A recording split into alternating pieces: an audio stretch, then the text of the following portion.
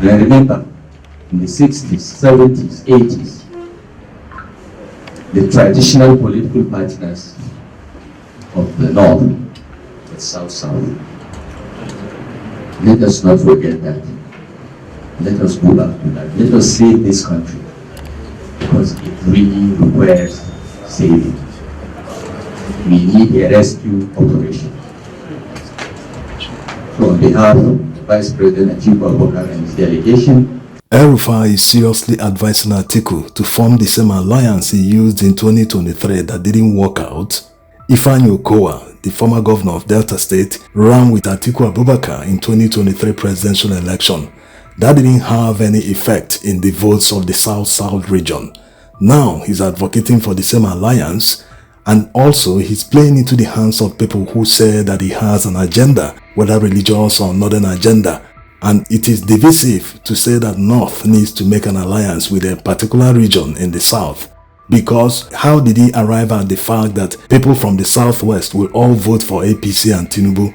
Also, people from the Southeast that they will vote P2B alone or not come out to vote at all.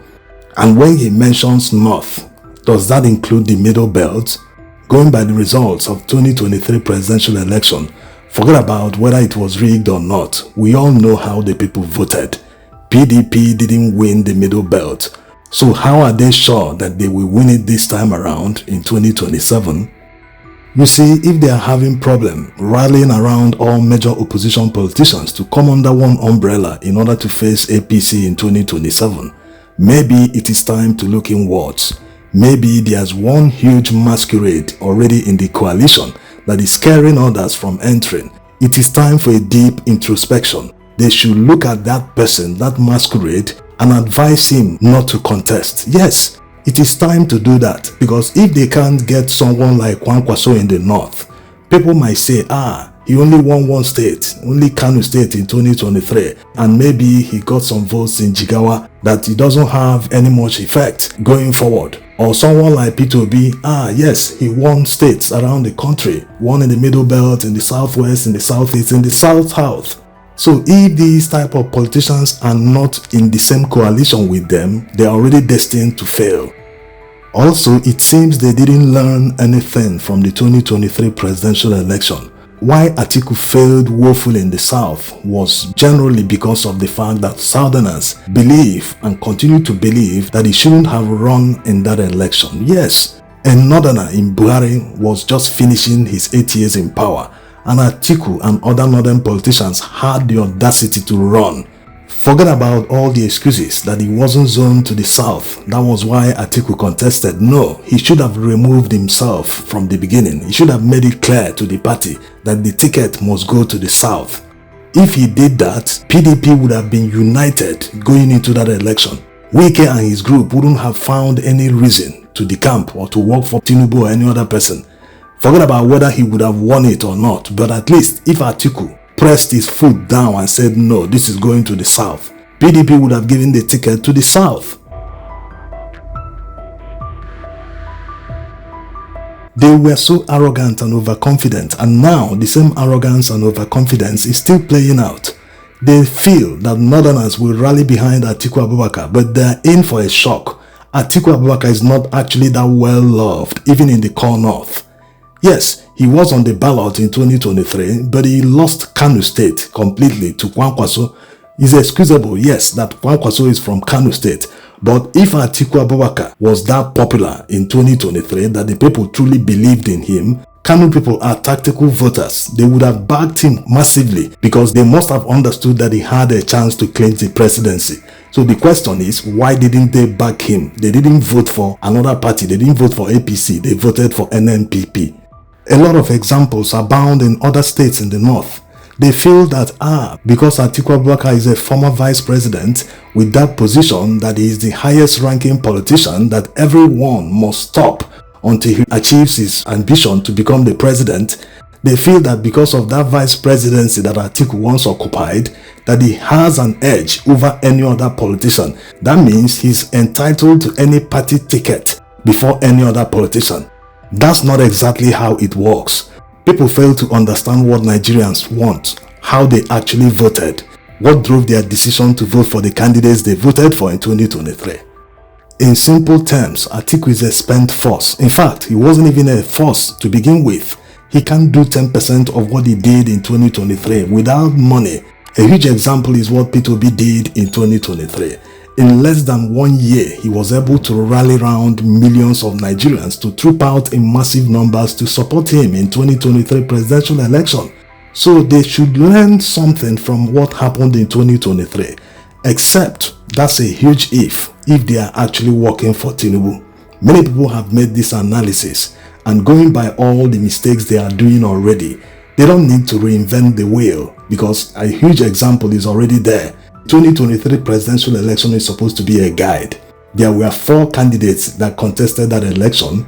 This time around, if they are trimmed down to only 3, there's a huge chance that the incumbent might snatch it again if they don't form a coalition to face them head on.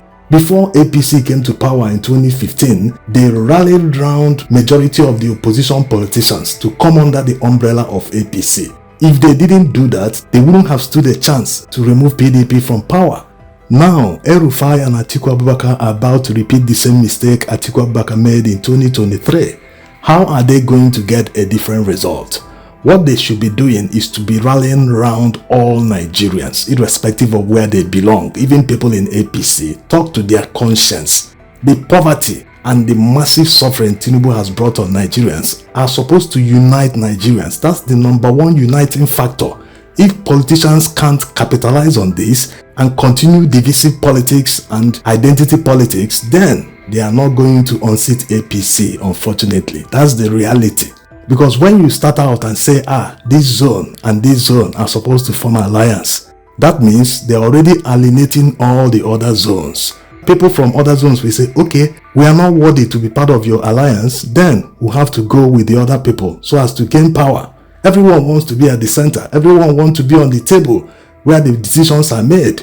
So if you alienate them by saying the alliance needs to be between this person and that person, instead of inviting everyone, especially those that are not in power, so that they will come together and face the people in power, you expect that these people will work for you when you have alienated them from the beginning. It doesn't make sense. Even people from the southwest, they are not better off just because Tinubu is in power. How much more people from the southeast, the middle belt, and many other regions?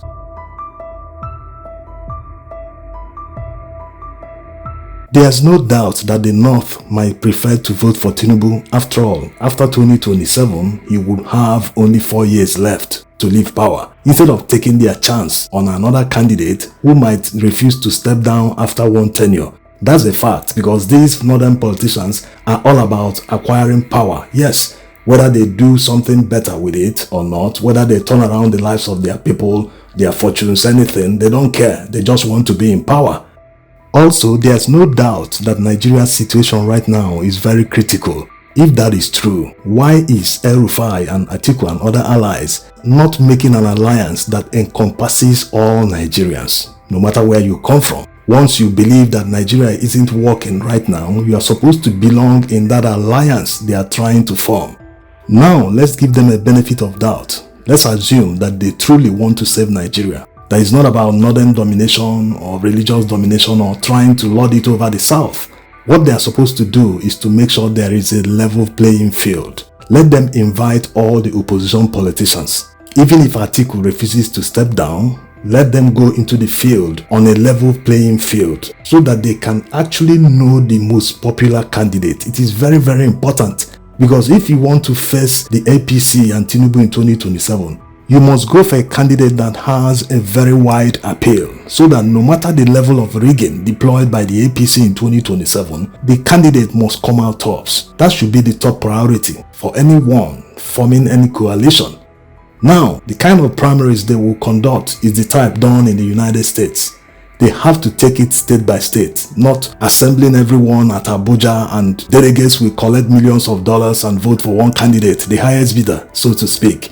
The same transactional politics that has kept Nigeria where it is up to today. All members of the new mega party must vote in the presidential primaries. There will be nothing like delegates. If they do that in all the states of the federation, then the most popular candidate will emerge. and all the others will rally behind him to deliver him in 2027. That is the only way that other opposition politicians will join this their mega party. The reason many people don't want to join is because of the big masquerade. Yes, you already know that it is Atiku Abubakar we are talking about here. He is a money bag. He's waiting for the presidential primaries so that he will buy it like he used to buy others. And going by the electoral law, once other heavyweights join the coalition and contest the presidential primaries, they will no longer be eligible to contest or even contest the presidential election proper. So this is what they want to do. They want to use this opportunity to hand a ticket to Atiku Abubakar while making sure that all politicians will no longer contest, so that Atiku will face Tinubu. This is the reason someone like P2B or Kwankwaso are not ready to play ball with Atiku Abubakar. They don't want to join any mega party or any coalition because they know that Atiku will hijack it. And Atiku is not the best candidate to face Tinubu. Forget about what people say, that he can defend the vote, defend this, defend that. What is he going to do? Is he a Superman? People should stop blaming politicians who are rigged out of elections. Yes, you turn around to blame the victim instead of blaming the system that rigged the election, that robbed the person of his mandate. This is ridiculous. How can people spread such narrative? Any candidate that is not in power is powerless. You can't command the police, you can't command the army, you can't command INEC, you can't command the courts, you can't command anyone. So how are you going to defend the votes like they spread in the narrative since you are not in power? The only way to defeat APC is to project a popular candidate. Nigerians will troop out in massive numbers and protect their vote at the polling stations, from polling stations to collation centers. If this is done nationwide, no one is going to rig any election. Even if there is rigging, it will be very minimal because the margin will be too high to crush in any rigging. So this is what opposition politicians should be working on. There is still time before 2027 presidential election, unless, that's a huge if they are truly working for Tinubu to make sure that he gets re-elected. He has a hard limit of 2031. After that, power will move back to the north, as they have always wanted. Thanks for watching.